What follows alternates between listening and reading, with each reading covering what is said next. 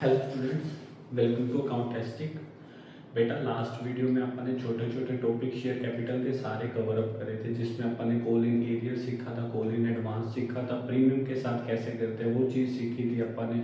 ठीक है, उसके अलावा फॉरफिटेड सीखा था, रीइशूड सीखा था, बड़े छोटे छोटे टॉपिक कर रहे होंगे। ठीक है, अगर आप सीधा ये वीडियो देख रहे हो तो आप पहले पिछली वीडियोस देखो, जिसमें भी अपन ने इंट्रोडक्शन भी देखी थी भी कैसे जर्नल एंट्रीज करते हैं, और देन अपन ने छोटे टॉपिक वाली नेक्स्ट वीडियो देखी। एंड थर्ड आज आप प्रो राटा का कंसेप्ट सीखेंगे भी प्रो राटा कैसे करते हैं। जो मेजर टॉपिक है यानी कि जो शेयर कैपिटल से बच्चे डरते हैं वो सिर्फ प्रो राटा के लिए डरते हैं, तो आज आप उसको इन डिटेल डिस्कस करेंगे। और इसके अलावा मैं आपको एक एग्जांपल के तौर पे सारे कंसेप्ट, आई होप मैं एग्जांपल भी वही पिकअप करूंगा जिसमें छोटे छोटे सारे कंसेप्ट क्लियर हो जाए, जिसमें नॉर्मली बच्चों को डाउट आते हैं। ठीक है, तो आज इसको वीडियो को ध्यान से देखना बेटा। सारे कंसेप्ट क्लियर करने के बाद मैं शेयर कैपिटल को आज वाइंड अप कर दूंगा। ठीक है, देखो ध्यान से।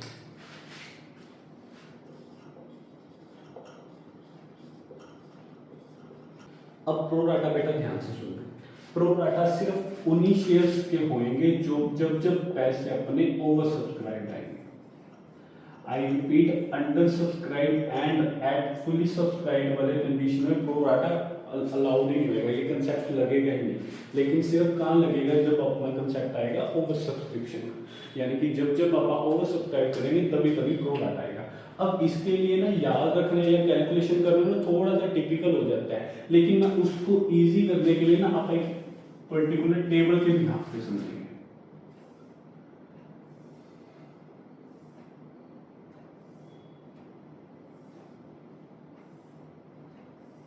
देखो ध्यान से, ये मैंने कुछ टेबल बनाया है।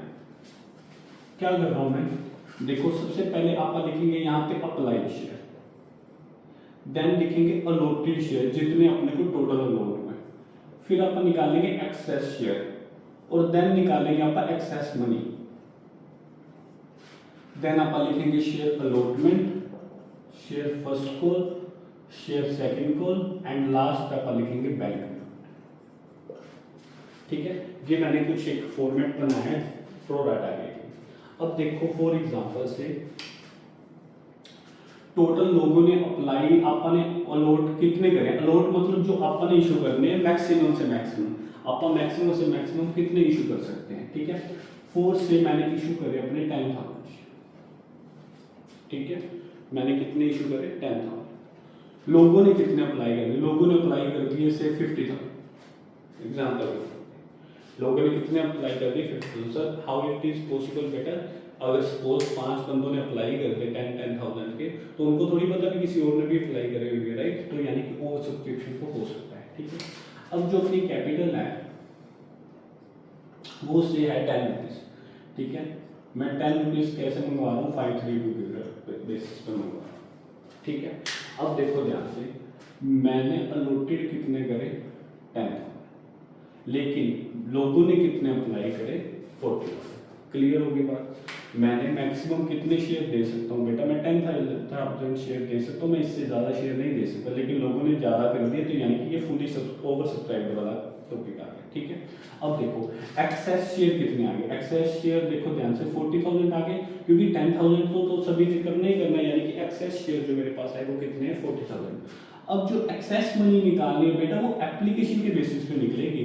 ध्यान रखना, लोगों ने पैसे दे दिए मेरे को, राइट, अगर लोगों ने मेरे को पैसे दे चुके हैं ऑलरेडी तो वो तो एप्लीकेशन के बेसिस पे देंगे ना, यानी कि मेरे पास कितने पैसे एक्स्ट्रा आ गए 2 लाख रुपीज। क्लियर होगी बात, मेरे पास एक्स्ट्रा कितने पैसे आ गए 2 लाख। अब ध्यान रखना, अब 10,000 शेयर है मेरे, मैक्सिमम मेरे पास कितने शेयर हैं 10,000 शेयर है, मैंने एट रुपीज 10 रुपीज के हिसाब से मंगवाने हैं 532 के बेसिस पे। अब जब अलॉटमेंट मंगवाऊंगा, अलॉटमेंट कितनी मंगवाऊंगा मैं 30,000, यानी कि मेरे पास एक्स्ट्रा पैसे कितने पड़े 2 लाख पड़े हैं, तो 30,000 सारे के सारे अपने जो होते हैं अलॉटमेंट में एडजस्ट हो जाएंगे, कोई दिक्कत ही नहीं। देन मैंने फर्स्ट कॉल कितनी मंगवानी है 2 रुपीज मंगवानी, फर्स्ट कॉल कितनी मंगवानी है 2 रुपीज, यानी कि ये 20,000, ये भी एडजस्ट हो जाएंगे। ठीक है, तो सेकंड कॉल तो है ही नहीं अपन, तो यहाँ पे मैं इसको इग्नोर करता हूँ, सेकंड कॉल तो है ही नहीं। ठीक है, अब देखो ध्यान से, मेरे पास एक्स्ट्रा पैसे आए 2 लाख, जिसमें से 50,000 तो मेरे पास एडजस्ट हो गए, यानी कि 1,50,000 स्टिल ज़्यादा पड़े हैं, अगर 1,50,000 स्टिल ज़्यादा पड़े हैं तो वो मैं क्या करूँगा, रिफंड कर दूँगा। ये बैंक रिफंड वाला है, ठीक है, वो मैं क्या कर दूँगा, बैंक रिफंड। अब याद रखने वाली बात ये है बेटा, ये जो सारी चीज़ें ये अपने को एप्लीकेशन के टाइम पे पता होनी चाहिए। अब ध्यान से सुनो, अगर तो मैंने पैसे आए, मैंने रख लिए, अपना संभाल के रख लिए, मेरे को नहीं समझ आए, मैंने अलॉटमेंट मंगवाई, देखिए एडजस्ट हो रही है, मैंने कहा ठीक है, फर्स्ट कॉल मंगवाई, एडजस्ट हो रही है, मैंने कहा ठीक है। जब फर्स्ट कॉल खत्म होगी तब मैंने उनको बोला जाके, मैंने कहा ये आपके एक्स्ट्रा पैसे हुए हैं, आपको शेयर तो मिले नहीं, आप ये ले लो। तो नेचुरली बोलेंगे कि अगर हमको शेयर नहीं मिले तो आप मेरे को एप्लीकेशन के टाइम में पैसे दे देते, मेरे को इतने पूरा साल वेट क्यों कराएं, ताकि वो पैसे मैं कहीं और इन्वेस्ट कर पाता। यानी कि अगर मेरे पास एक्स्ट्रा पैसे पड़े तो मेरे को एप्लीकेशन के टाइम में पैसे देने पड़ेंगे। लेकिन याद रखें, जो अपना क्लैरिकल वर्ड होता है ये सारा बेटा, ये ड्यू की एंट्री में करेंगे, अपन रिसीव की एंट्री में नहीं करेंगे, ठीक है। अब जैसे क्या एंट्री करेंगे अपन, नॉर्मली सबसे पहले आप एप्लीकेशन के पैसे आते हैं तो नॉर्मली क्या करूँगा मैं entry, bank account debit to share application, यही एंट्री करता था बेटा, ठीक है। बैंक में पैसे आएंगे वो 50,000 के बेसिस पे, क्योंकि लोगों ने ज़्यादा अप्लाई कर दी, उनको थोड़ी पता, तो अपने पास तो 50,000 के बेसिस पे आएंगे, यानी कि कितने पैसे आएंगे, 2,50,000, ठीक होगी।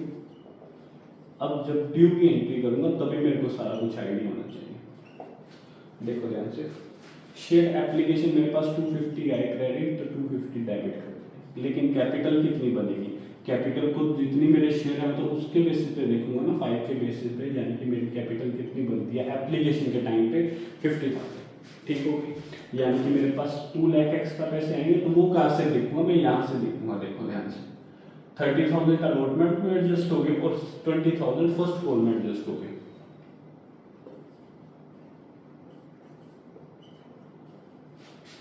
अब शेयर अलॉटमेंट में कितने एडजस्ट हो गए बेटा, 30,000, और शेयर फर्स्ट कॉल में कितने एडजस्ट हो गए, 20,000, यानी कि जो मेरे 1,50,000 बच गए वो मैं बैंक रिफंड कर दूंगा। देखो ध्यान से क्या करा मैंने क्या करा, एप्लीकेशन 50,000 के बेसिस पे मेरे पास पैसे आए थे, तो मैंने 50,000 के बेसिस पे लिख लिए। ओवर सब्सक्राइब हुआ है तो यानी कि मैं प्रो राटा के कंसेप्ट में क्या होता है, मैं उस कॉल मनी को वापस नहीं करता। नॉर्मली आप ओवर सब्सक्राइब में पैसे वापस करते हैं, मैं वापस नहीं करता, मैं नेक्स्ट कॉल मनी में एडजस्ट कर देता हूँ, ठीक है। मैं उसको सपोज करो एप्लीकेशन के टाइम उसको पैसे भी दिए और 2 दिन बाद मैं अलॉटमेंट के लिए फोन कर, वो कहता है यार उसमें से एडजस्ट कर लेना था, इसको बोलते हैं प्रो राटा कंसेप्ट। उनके पैसे मैं रिफंड नहीं करता एप्लीकेशन के टाइम पे, मैं पहले एडजस्ट कर देता हूँ। अगर सिर्फ वो सारे के सारे अलॉटमेंट में एडजस्ट हो जाते तो इसमें कुछ भी नहीं आना था। अगर नहीं हो पा रहे तो ये ट्रांसफर हो जाएंगे नेक्स्ट कॉल में, नहीं हो पा रहा ट्रांसफर हो जाएंगे सेकंड कॉल में, नहीं हो पा रहा तो फिर आप रिफंड कर देंगे। लेकिन ये सारी चीजें अपने को एप्लीकेशन के टाइम पे बताऊंगी। क्लियर हो गई बात बेटा। अब दूसरी चीज याद रखनी है अपने प्रो डाटा के टाइम पे, वो याद रखनी है कोलिनेटिव की, जो मेजर डाउट आता है। नेक्स्ट जो क्वेश्चन है, जो मेजर डाउट आता है वो होता है कोलिनेटिव के टाइम पे प्रो डाटा के कंसेप्ट में, ठीक है। फॉरफिटेड रेशियो कोलिन एडवांस उनका कोई चक्कर नहीं है, प्रीमियम वगैरह का कोई चक्कर नहीं है, लेकिन जब भी कोलिन एरियर आ जाता है प्रो डाटा के टाइम पे तो उस चीज में थोड़ा सा ध्यान रखना है, ठीक है। अब ये जो चीज है ना बेटा, ये आप एग्जाम्पल के तौर पे समझेंगे। आई होप आपको ये चीजें तो क्लियर हो, ठीक है ना। मेरे पास एक क्वेश्चन है बेटा, आपको दिख रहा होगा, ठीक है। आप 2 मिनट लगा के इसको देख लो तो फिर आप इसको स्टार्ट करते हैं, ठीक है। इसमें प्रो डाटा का कंसेप्ट आप सारा क्लियर कर लेंगे, ठीक है।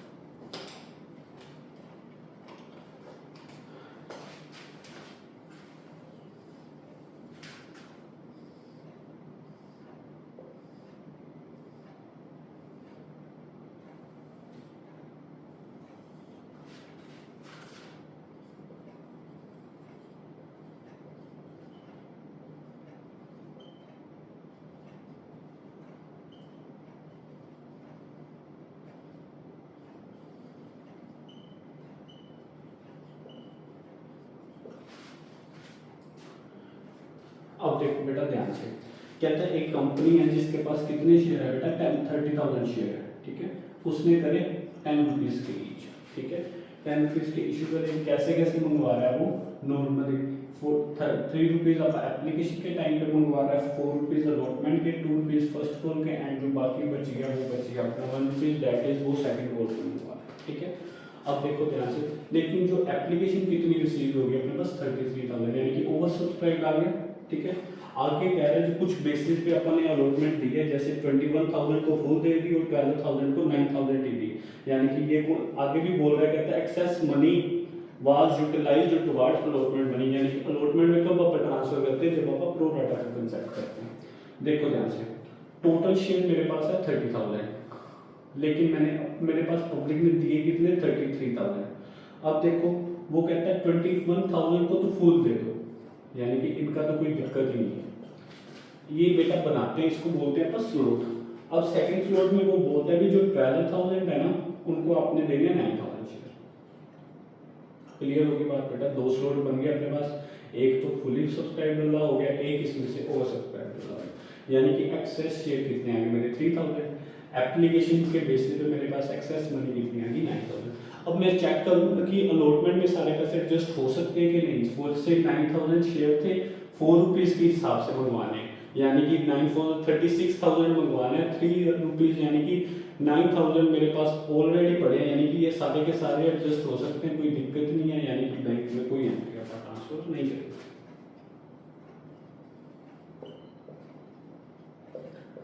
अगर ये सारे पैसे एडजस्ट हो जाते तो मैं चेक करता फर्स्ट कॉल, अगर उसमें भी एडजस्ट हो जाते हैं नेक्स्ट करता सेकंड कॉल, अगर उसमें भी एडजस्ट हो जाते तो फिर आप रिफंड करते। ठीक है, लेकिन इस बार तो सारे के सारे पैसे अलॉटमेंट में एडजस्ट हो रहे हैं, तो आप यहाँ पे अलॉटमेंट में डालते हैं।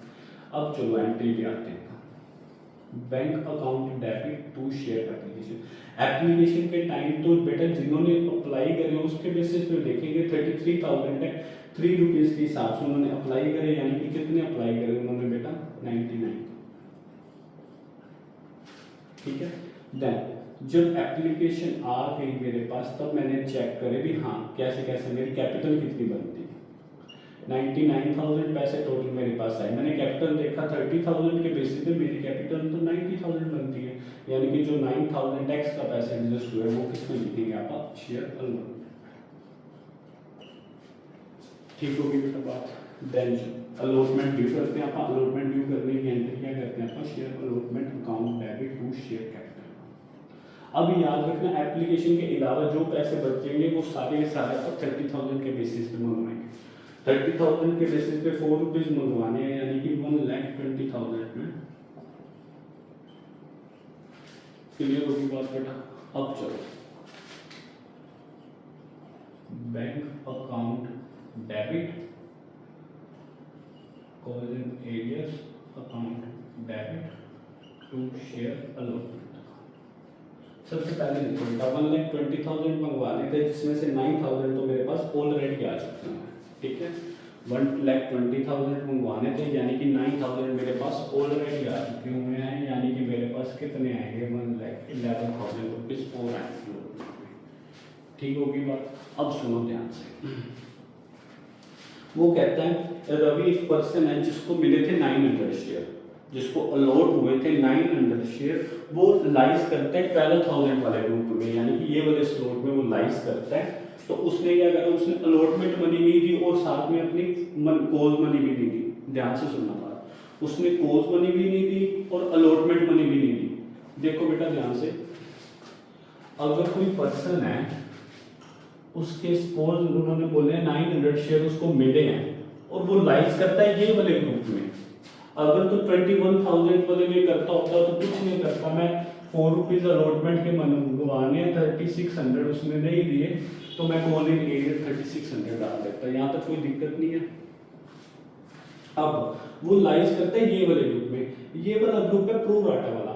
अब प्रो राटा के टाइम ध्यान रखना बेटा, देखो 9,000 अलॉट हुए थे, जिन्होंने 12,000 अप्लाई करे थे, उनके शेयर आपने अलॉटमेंट में कितने एडजस्ट करे, 9,000, यानी कि जिस बंदे के पास 900 शेयर है तो उसके भी तो कुछ पैसे अलॉटमेंट में एडजस्ट हुए होंगे ना बेटा। अगर टोटल अगर वो इस ग्रुप में लाइज कर रहा है, इन ग्रुप वालों के 9,000 अपन अलॉटमेंट में एडजस्ट कर लेंगे, तो उसके भी तो कुछ पैसे अलॉटमेंट में एडजस्ट हुए होंगे ना, तो वो चेक करना है। वो कैसे चेक करेंगे, वो अपन देखेंगे सेम चीज करके, देखो उसको अलॉट कितने हुए 900, ये वाले स्लॉट में गाइस करता है, यानी कि जिनके पास 9000 शेयर थे उन्होंने अप्लाई कितने करे थे 12000 शेयर, यानी कि इसने अप्लाई कितने करे होंगे 1200 शेयर।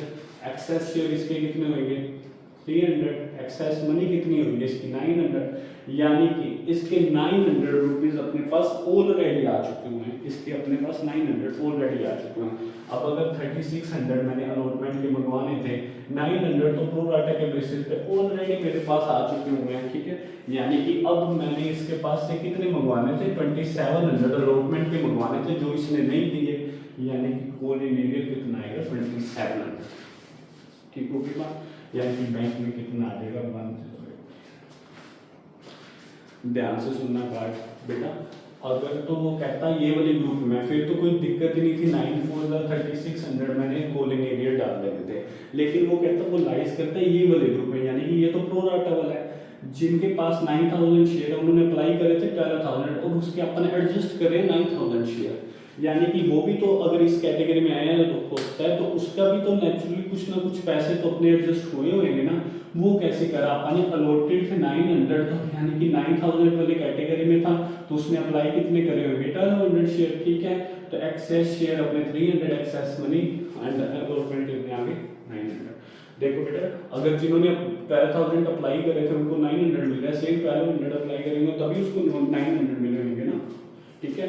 900 ऑलरेडी आ चुके हैं, 3600 अलॉटमेंट के मंगवाने थे, यानी कि 2700 नहीं आए, वो मैंने खोले नहीं किया। Is that clear? ये मेन पॉइंट था जो अपने प्रो डाटा में सीखना था, बाकी तो सिंपल क्वेश्चन रहेगा, देखो ध्यान से। Share first call account debit to share capital account. अब तो सिंपल 30,000 शेयर है 2 रुपीज के हिसाब से मंगवाने हैं, यानी कि 60,000 के बेसिस पे अपन मंगवा लेंगे।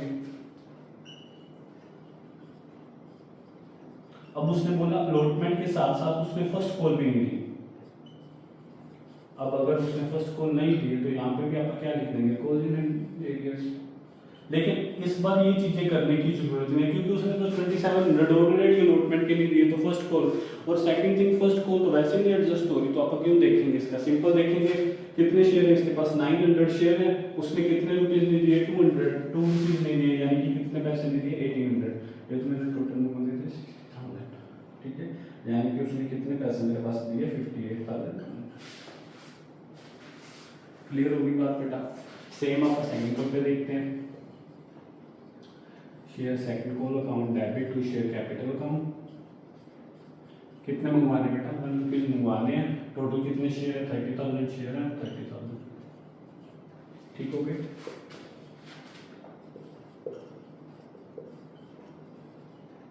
अब उसने सेकंड कॉल के भी नहीं पैसे दिए, कितने शेयर थे उसके पास 900 रुपीज नहीं दिए उसने, तो शेयर सेकंड कॉल जितने की क्रेडिट करी थी डेबिट करी थी उतने ही क्रेडिट कर रहा हूँ, यानी कि 30,000, यानी कि ये कितना आ जाएगा 29,000।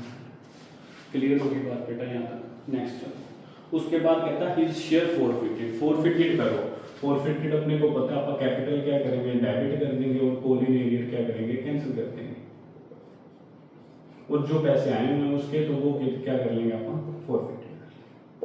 अब पता है इसको आप बार एंट्रीज में देखने की जगह ना बार बार से नहीं देख सकते हैं, देखो ध्यान से पैसे ऊपर क्या लिखते हैं शेयर करते हैं जितने पैसे मंगवाए हैं, कितने शेयर है उसके पास 900 शेयर है, तो पैसे कितने मंगवाए हैं अपने पूरे के पूरे मंगवाए हैं 10 रुपीज, यानी कि कितने पैसे मंगवाए हैं 9,000। पैसे कितने नहीं दिए उसने 2700 एक नहीं दिया, 1800 एक नहीं दिया और 900 अपने पास एक नहीं दिया, ठीक है। देखो बेटा ध्यान से 2700 उसने 1 रुपीज नहीं दिए, 1800 एक नहीं दिया, 900 एक नहीं दिया, यानी टोटल उसने 5400 एक दिया, और 3600 जो दिए हुए थे वो अपने क्या कर लिए फोरफिटेड। अब मेरे को बार बार से भी पता है टोटल उसने अप्लाई कितने करे थे 1200 3 रुपीज के हिसाब से, यानी कि 3600 उसने दिए हुए थे, उसके अलावा उसने कुछ भी नहीं दिया आगे, तो यानी कि जो 3600 दिया था वो मैं क्या कर रहा हूँ फोरफिटेड कर रहा हूँ। क्लियर होगी बात। नेक्स्ट देखो उसके बाद कहता हूँ उसके में से 600 शेयर अपने क्या करे रीइशू कर दिए 8 रुपीज के। अब रीइशू का भी अपने को पता है, रीइशू करते हैं तो सीधी एंट्री आएगी bank account debit to share capital account, ठीक है। कितने शेयर रीइशू करे, रीइशू करे उसमें बेटा 600 शेयर, कितने के करे 10 रुपीज के, यानी कि 6000 तो कैपिटल आ गई, लेकिन इसने रीइशू कितने के करे बेटा 8 रुपीज के, 8 रुपीज के रीइशू करे, यानी कि कितने पैसे आ जाएंगे अपने 4800, 1200 का नुकसान हो गया, तो नुकसान कहाँ से उठाएंगे आप? फोरफिटेड अकाउंट से। ठीक होगी बात। अब याद रखने वाली बात क्या थी बेटा, अगर फोरफिटेड रीइशू कर दी आपने कोई भी शेयर, तो उसके पैसे फोरफिटेड में अपन नहीं रखेंगे, वो साथ के साथ किस में कर देंगे अपन? कैपिटल रिजर्व में। लेकिन याद रखें फोरफिटेड करें वो कितने शेयर करें? वो 900 शेयर करें। लेकिन रीइशू कितने कर रहा हूँ? 600 कर रहा हूँ, यानी कि मैक्सिमम मैं अमाउंट कहाँ से 600 यूज कर सकता हूँ। अब देखो बेटा ध्यान से, 3600 अगर 900 शेयर के बेसिस पे ले रहा हूँ मैं, यानी कि 4 रुपीज एक शेयर के पीछे ले रहा हूँ, तो मेरे पास कितने शेयर मैंने इशू करे? 6। अब ध्यान क्या रखना है बेटा, अगर 900 के शेयर फोरफिटेड करे थे लेकिन रीइशू करें 600, यानी कि कितने शेयर अभी भी पेंडिंग पड़े? 300। जब तक मैं रीइशू नहीं करता तब तक उसके पैसे फोरफिटेड के अकाउंट में पड़े रहेंगे। लेकिन जब भी मैंने रीइशू कर दिया तो उसके सारे पैसे फोरफिटेड से उठा के मैंने, अगर नुकसान हुआ है तो पे कर दूंगा, तो बाकी सारे पैसे किस में कर दूंगा? कैपिटल रिजर्व में कर दूंगा। अब 2400 मेरे पास पैसे आए, 2400 में से मेरा नुकसान कितना हो गया? 1200 का, यानी कि जो मेरा 1200 बच गए वो किस में ट्रांसफर कर दूंगा मैं? Capital reserve.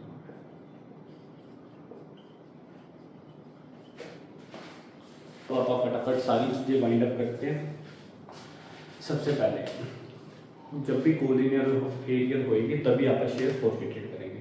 अब जब भी फोरफिटेड करेंगे तो फोरफिटेड में पैसे रखे रहेंगे जब तक आप रीइशू नहीं करते। अगर रीइशू कर दिए तो वो वाले पैसे, जितने शेयर रीइशू करें उसके ही पैसे अपन फोरफिटेड से निकाल लेंगे। अगर नुकसान हो रहा है रीइशू के टाइम वो पे करके जो बैलेंस बचेगा वो कैपिटल रिजर्व में डाल देंगे। लेकिन जो शेयर मैंने रीइशू नहीं करे तो वो उसके पैसे फोरफिटेड अकाउंट में तब तक पड़े रहेंगे जब तक मैं रीइशू नहीं करता। क्लियर होगी बात।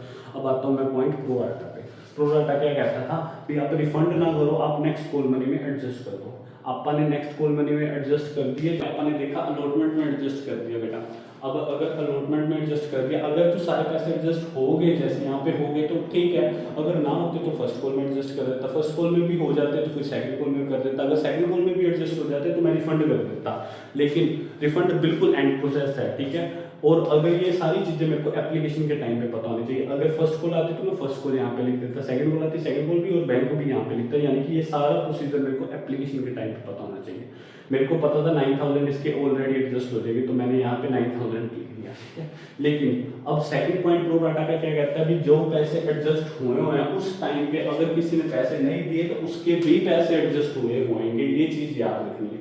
अब यानी कि यहाँ पे अपने देखा कि अलॉटमेंट जो थी वो ऑलरेडी अपने एडजस्ट करी, यानी कि अगर कोई बंदा अलॉटमेंट नहीं देता तो उसके भी पैसे ऑलरेडी यहाँ कुछ ना कुछ तो एडवांस अपने पास आया होगा। देखो उसने बोला था 900 शेयर थे उसके पास, 900 शेयर थे और वो कैटेगरी भी ये वाला था, ऊपर वाली कैटेगरी में भी नहीं टच कर रहा है, यानी कि अनडाउटली उसने ज़्यादा शेयर अप्लाई करे होंगे।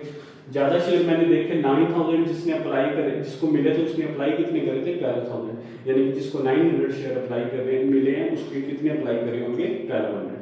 सेम उसका भी मैंने सेपरेट निकाले भी 300 के बेसिस पे एक्स्ट्रा मनी कितनी मेरे पास आई हुई है उसकी 900 रुपीज़, लेकिन मैंने 4 रुपीज़ के हिसाब से मंगवाने कितने थे उससे 3600।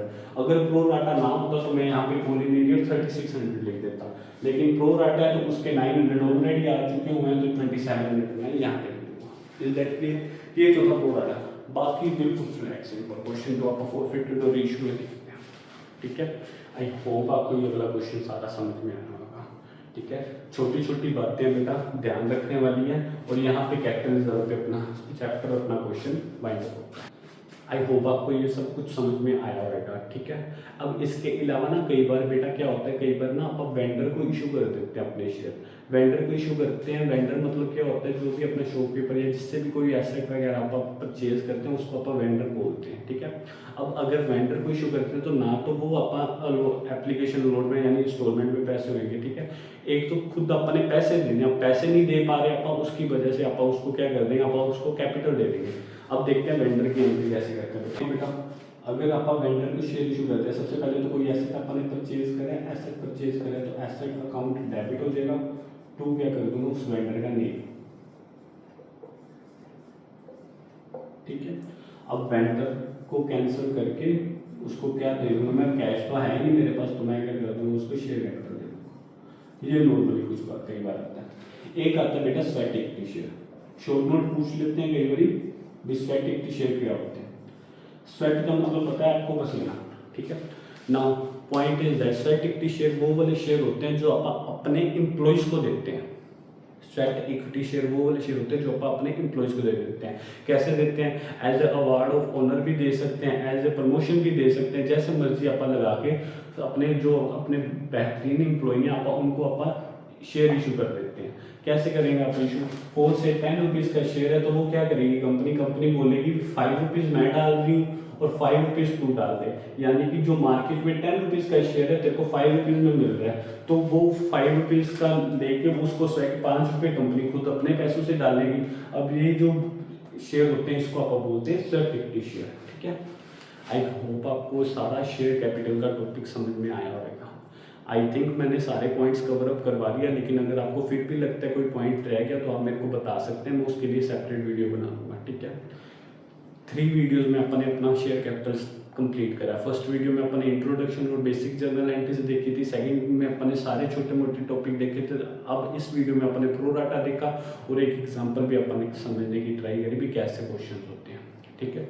आई होप आपको सब कुछ समझ में आया होगा। Thank you for watching.